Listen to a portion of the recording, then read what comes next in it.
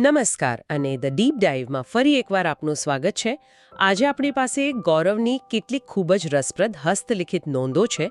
આ નોંધો જેમ્સ ક્લિયરના પ્રખ્યાત પુસ્તક એટોમિક હેબિટ્સના ચોથા પ્રકરણ પર આધારિત છે અને આપણો ઉદ્દેશ્ય મતલબ કે આપણો ધ્યેય એકદમ સ્પષ્ટ છે.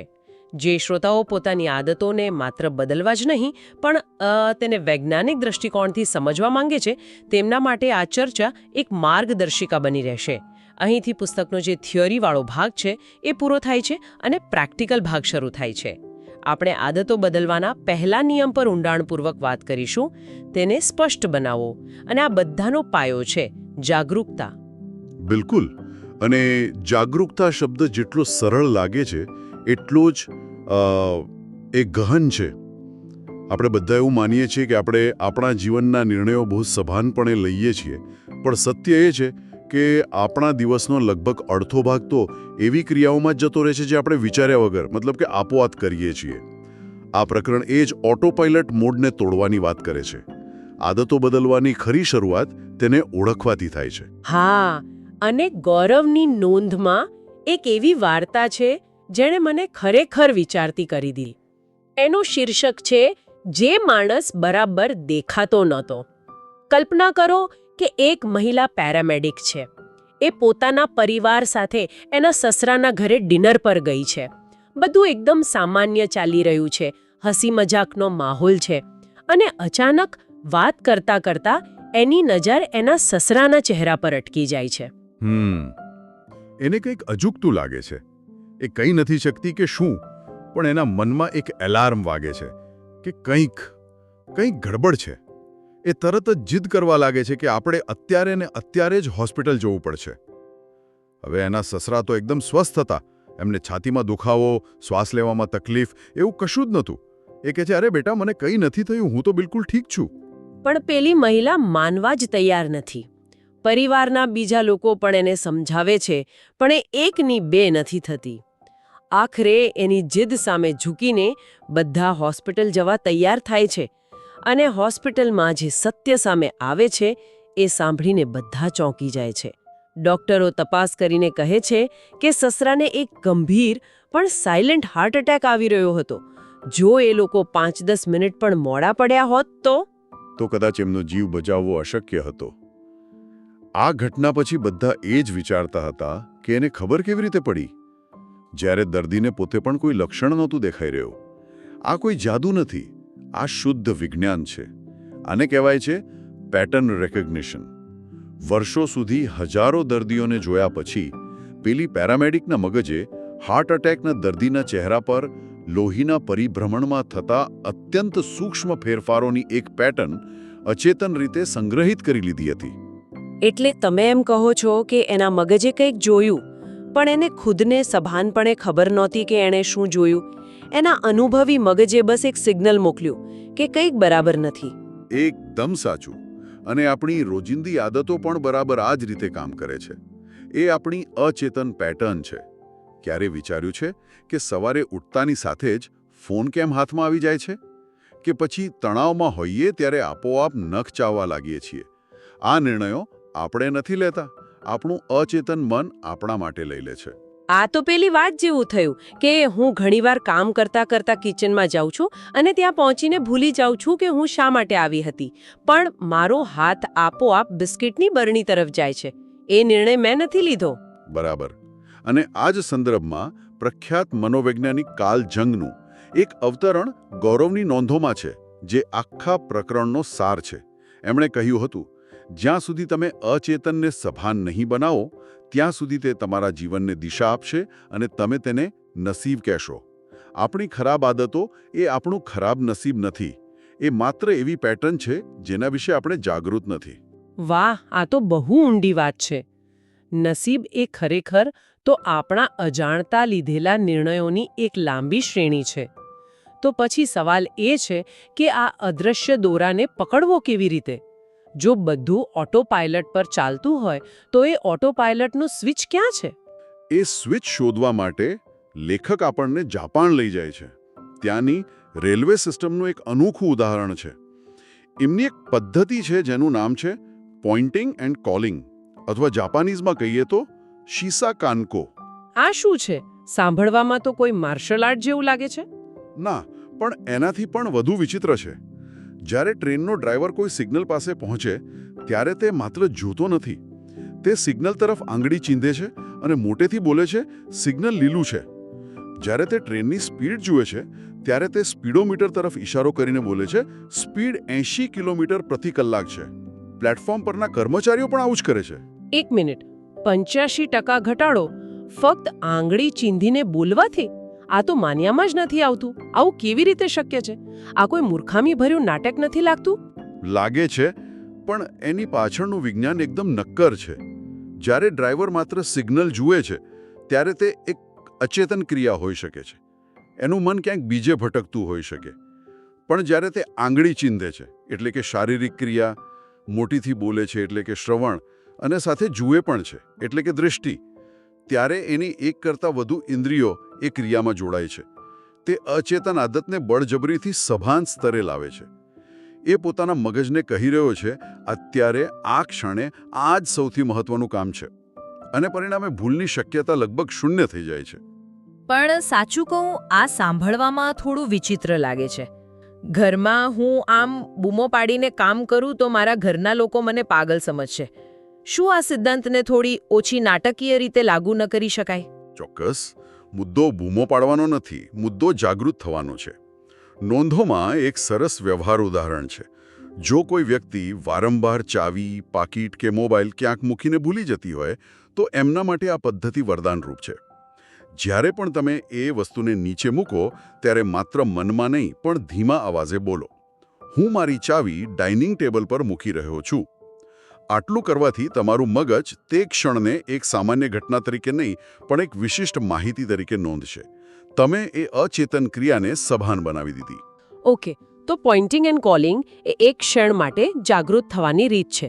પણ આખા દિવસની સેંકડો આદતોનું શું? એનું ઓડિટ કેવી રીતે કરવું? અહીંથી ગૌરવની નોંધો એક ખૂબ જ શક્તિશાળી સાધનનો પરિચય કરાવે છે, હેબિટ સ્કોરકાર્ડ. હા, અને આ એક એવી કસરત છે જે હું દરેકને કરવાની ભલામણ કરું છું. પ્રક્રિયા ખૂબ જ સરળ છે. એક કાગળ કે નોટબુક લો અને સવારથી રાત સુધીની તમારી બધી જ ક્રિયાઓની યાદી બનાવો, જેટલું બને તેટલું વિગતવાર.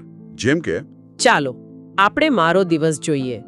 સવારે 7 વાગે એલાર્મ વાગે, હું એલાર્મ બંધ કરું છું, અને પહેલું કામ ફોન હાથમાં લેવો અને નોટિફિકેશન ચેક કરવા. બરાબર. તો એને લિસ્ટમાં લખો. સવારે ઉઠવું, એલાર્મ બંધ કરવો, ફોન ચેક કરવો. પછી શું? પછી બેડ પરથી ઉતરવું, બાથરૂમ જવું, બ્રશ કરવું, પછી પાછા આવીને ફરીથી 5 મિનિટ ફોન જોવો, પછી કિચનમાં જઈને પાણી પીવું, ચા બનાવવી. આ તો બહુ લાંબુ લિસ્ટ બનશે. બનવા દો. જેટલું લાંબુ બને તેટલું સારું. યાદી બનાવ્યા પછી દરેક આદતનું સ્કોરિંગ કરવાનું છે. જો તે સારી આદત હોય તો તેની સામે પ્લસ એટલે પ્લસની નિશાની કરો. જો તે ખરાબ આદત હોય તો માઇનસની નિશાની કરો. અને જો તે તટસ્થ આદત હોય એટલે કે સામાન્ય ક્રિયા જેમ કે બાથરૂમ જવું તો બરાબરની નિશાની કરો. આ કરવું થોડું અઘરું છે. જ્યારે તમે લખો કે સવારે ઉઠતાની સાથે જ અડધો કલાક ઇન્સ્ટાગ્રામ જોયું, ત્યારે અંદરથી થોડો દોષનો ભાવ તો આવે જ છે. એવું લાગે કે આપણે આપણી જાતને જજ કરી રહ્યા છીએ. અને અહીં જ ગૌરવની નોંધોમાં આપેલો સૌથી મહત્વનો નિયમ કામ આવે છે. નો જજમેન્ટ, એટલે કે કોઈ ટીકા નહીં. આ યાદી બનાવતી વખતે તમારે એક વૈજ્ઞાનિક બનવાનું છે, જજ નહીં. એક વૈજ્ઞાનિક પ્રયોગના ડેટાને જોઈને ભાવુક નથી થતો. તે માત્ર એનું નિષ્પક્ષ રીતે નિરીક્ષણ કરે છે. તમારો ઉદ્દેશ્ય માત્ર જાગૃત થવાનું છે. તમારી જાતને દોષિત અનુભવડાવવાનો નથી. તમે માત્ર એ અદૃશ્ય પેટર્નને દૃશ્યમાન બનાવી રહ્યા છો. પણ અહીં હું ખરેખર ગૂંચવાઈ છું. કઈ આદત સારી અને કઈ ખરાબ એ નક્કી કેવી રીતે કરવું? જેમ કે રોજ સવારે કોફી પીવી, એ મને જગાડે છે એટલે સારી કહેવાય. પણ કેટલાક લોકો કહે છે કે ખાલી પેટે કેફીન સ્વાસ્થ્ય માટે ખરાબ છે. તો આને પ્લસ ગણવી કે માઇનસ? આ ખૂબ જ મહત્વનો પ્રશ્ન છે અને પુસ્તકનો દૃષ્ટિકોણ ક્રાંતિકારી છે. લેખક કહે છે કે આદતો પોતે સારી કે ખરાબ નથી હોતી. કોઈ આદતને સારી કે ખરાબનું લેબલ ન આપો. એને બદલે એ જુઓ કે તે તમારા લક્ષ્યો માટે અસરકારક, ઇફેક્ટિવ છે કે નહીં. તમારે તમારી જાતને માત્ર એક જ પ્રશ્ન પૂછવાનો છે, શું આ આદત મને એવો માણસ બનવામાં મદદ કરે છે જે હું બનવા માંગુ છું? મતલબ કે જો મારું લક્ષ્ય એક સ્વસ્થ અને ઉર્જાવાન વ્યક્તિ બનવાનું છે તો સવારની કોફી કદાચ લાંબા ગાળે અસરકારક નથી, પણ જો હું એક લેખક છું અને મારે સવારે લખવા માટે તાત્કાલિક ફોકસ જોઈએ છે તો કદાચ તે ટૂંકા ગાળા માટે અસરકારક છે. બરાબર. આ માટે સંદર્ભ મતલબ કે કોન્ટેક્સ્ટ ખૂબ મહત્વનો છે. નોંધોમાં પીનટ બટરનું ઉત્તમ ઉદાહરણ છે. જો કોઈ વ્યક્તિનું લક્ષ્ય વજન વધારવાનું અને મસલ્સ બનાવવાનું હોય તો રોજ પીનટ બટર ખાવું એના માટે એક સારી એટલે કે અસરકારક પ્લસ આદત છે. પણ જો કોઈ વ્યક્તિ વજન ઘટાડવા માંગતી હોય તો એ જ આદત એના માટે ખરાબ એટલે કે બિન અસરકારક માઇનસ બની જાય છે. આદત એ જ રહે છે પણ લક્ષ્ય બદલાતા એની અસરકારકતા બદલાઈ જાય છે. એટલે કોઈ બીજાની સારી આદતની નકલ કરવાને બદલે તમારી પોતાની અસરકારક આદતો શોધો. આ તો આખી વાતને એક નવું દૃષ્ટિકોણ આપે છે. તો અત્યાર સુધી આપણે સમજ્યા કે હેબિટ સ્કોર કાર્ડથી આપણે આપણી આદતોને ઓળખી શકીએ છીએ. પણ મને પોઇન્ટિંગ એન્ડ કોલિંગ વાળો આઈડિયા બહુ ગમ્યો. શું આપણે એનો ઉપયોગ ખરાબ આદતોને રોકવા માટે પણ કરી શકીએ? જેમ કે રાત્રે કામ પૂરું થયા પછી બિનજરૂરી સ્નેકિંગ? ચોક્કસપણે. અને આ જ આ પ્રકરણની સૌથી શક્તિશાળી યુક્તિ છે. આ પદ્ધતિનો ઉપયોગ માત્ર ભૂલો સુધારવા માટે જ નહીં પણ ખરાબ આદતોની ઓટોપાઇલોટ ચેનને તોડવા માટે પણ કરી શકાય છે. નોંધોમાં એક ઉત્તમ ઉદાહરણ છે. માની લો કે કોઈને બિનજરૂરી મીઠાઈ ખાવાની આદત છે. જ્યારે પણ એ વ્યક્તિ ફ્રિજ ખોલીને કૂકી કે બિસ્કિટ કાઢવા જાય ત્યારે તેને શું કરવાનું? તેણે એક કૂકી હાથમાં લઈને મોટેથી પણ પોતાની જાતને સંભળાય એમ બોલવાનું છે, હું આ કૂકી ખાવા જઈ રહ્યો છું, પણ મને અત્યારે ભૂખ નથી. આ ખાવાથી મારું વજન વધશે અને મારા સ્વાસ્થ્યના લક્ષ્યને નુકસાન થશે. એટલે હવે મારે ફ્રિજ ખોલીને ચોકલેટના ડબ્બા સાથે સીધો સંવાદ કરવો પડશે. જો ભાઈ, તું બહુ સ્વાદિષ્ટ છે પણ આપણા સંબંધોનું ભવિષ્ય ઉજ્જવળ નથી. પણ શું આ ખરેખર કામ કરે છે? એવું નથી લાગતું કે આપણે આપણી જાતને જ મૂર્ખ બનાવી રહ્યા છીએ? ના, કારણ કે એની પાછળનું મનોવિજ્ઞાન ખૂબ ઊંડું છે. જ્યારે આપણે કોઈ ખરાબ આદત વિશે માત્ર વિચારીએ છીએ ત્યારે એના પરિણામો અમૂર્ત અને દૂરના ભવિષ્યમાં બનનારા લાગે છે.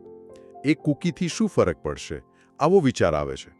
પણ જ્યારે આપણે એને મોટેથી બોલીએ છીએ ત્યારે આપણે તે આદતના નકારાત્મક પરિણામોને વાસ્તવિક અને વર્તમાન ક્ષણમાં લાવી દઈએ છીએ. તે શબ્દો આપણા કાનમાં પડે છે અને આપણને વિચારવા માટે મજબૂર કરે છે.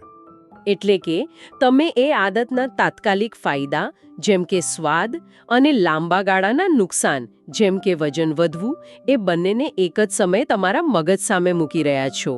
તમે તમારા બેધ્યાન વર્તનની સાંકળને તોડી નાખો છો.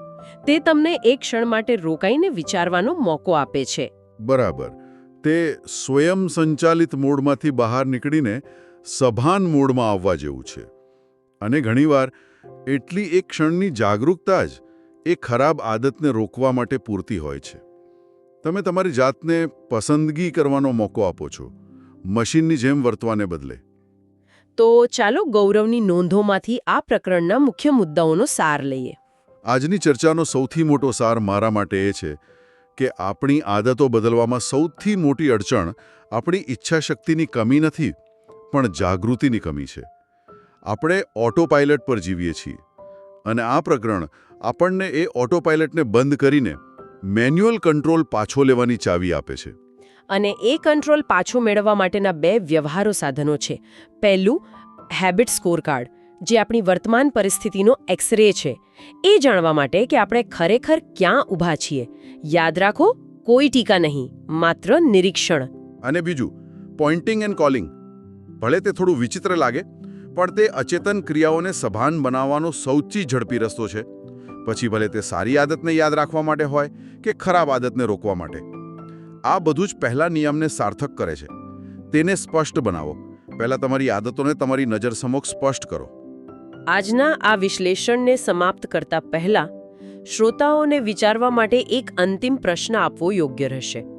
હવે જ્યારે તમે હેબિટ સ્કોર કાર્ડ દ્વારા તમારી આદતોનું નિરીક્ષણ કરી લીધું છે અને તેને ઓળખી લીધી છે, ત્યારે આગામી પ્રશ્ન એ છે કે આ આદતો કયા ઊંડા સંકેતો એટલે કે ક્યુઝ દ્વારા શરૂ થાય છે? તમારી આસપાસના વાતાવરણમાં એવું શું છે જે તમને અજાણતા જ કોઈ ચોક્કસ ક્રિયા કરવા પ્રેરે છે? ફોન હાથમાં લેવાની ઈચ્છા શેનાથી થાય છે? બિનજરૂરી ખાવાની આદત ક્યારે અને ક્યાં શરૂ થાય છે? આ સંકેતોને સમજવા એ આદત બદલવાની યાત્રાનું આગલું અને સૌથી મહત્વનું ચરણ છે.